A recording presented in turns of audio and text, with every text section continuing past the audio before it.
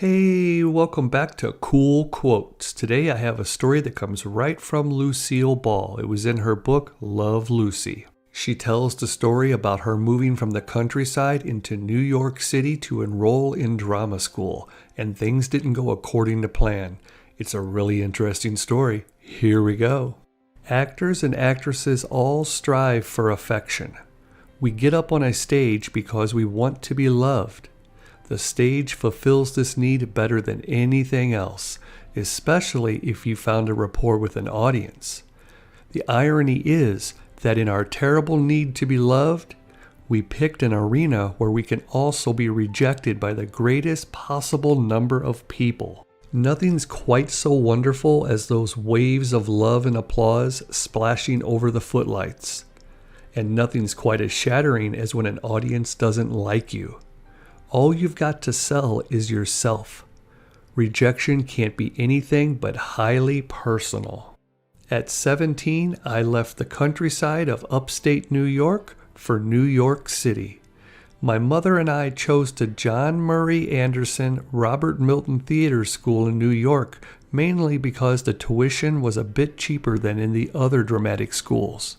To save even more money, I lived with some elderly friends of the family on Dyckman Street in Upper Manhattan, so I didn't have to pay for room and board. The day I left home, we drove for 70 miles, and then I was dropped off and hopped on the New York Central South into New York City. And boy, did New York City scare me to death, and it still does.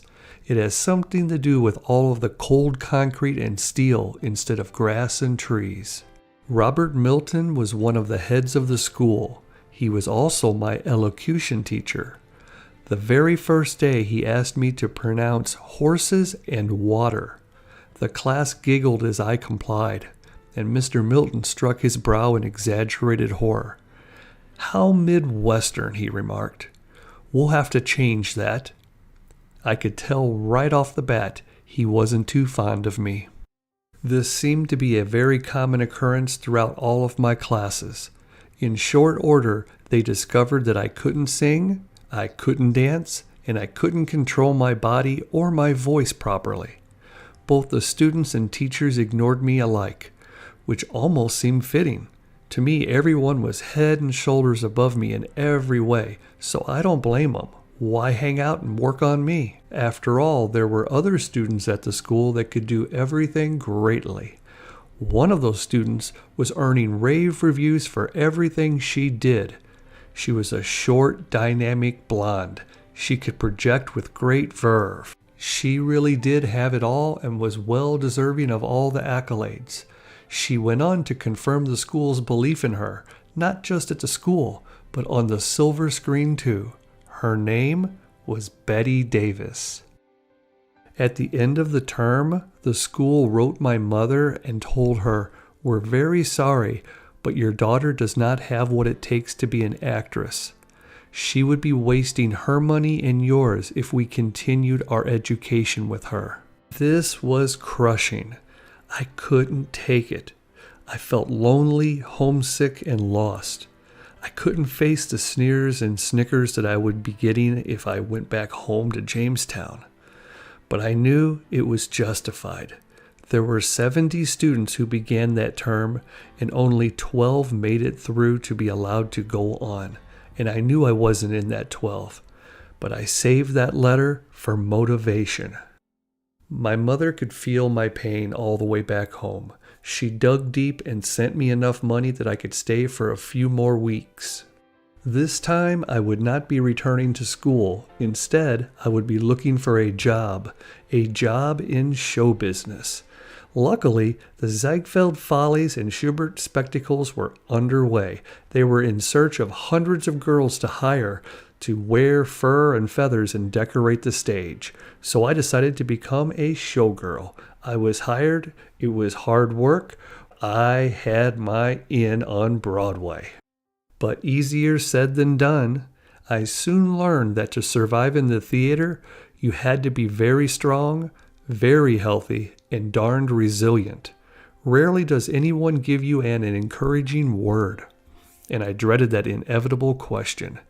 Do you have any Broadway experience?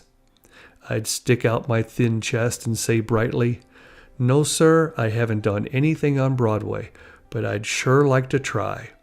I'd then add that I'd came all the way from Booty, Montana.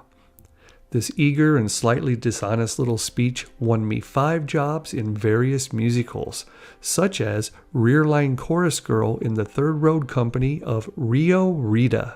So those were my first jobs on Broadway, and in those days you didn't get paid for practices or rehearsals, just the night of the show. And from week to week, I would run out of money, and I dared not ask my mother for anything else to keep me afloat. I felt bad already. Well, one morning I woke up to find that all I had was 4 pennies. Subway fare to the theater district was a nickel, so I panhandled for a penny. One well-dressed older man stopped to listen to me, and he offered me a $10 bill. I said, "Listen, mister, all I asked for was a penny. I don't want your $10 bill and what comes along with it." He's probably still standing there with his mouth open. Well, I hope you enjoyed this video, and if you did, you better subscribe now or you may never find this channel again. Click on the card above and you can see the video I made on the tragedy that hit Lucille Ball and her family right before she entered high school. She overcame some huge obstacles here. It's inspiring.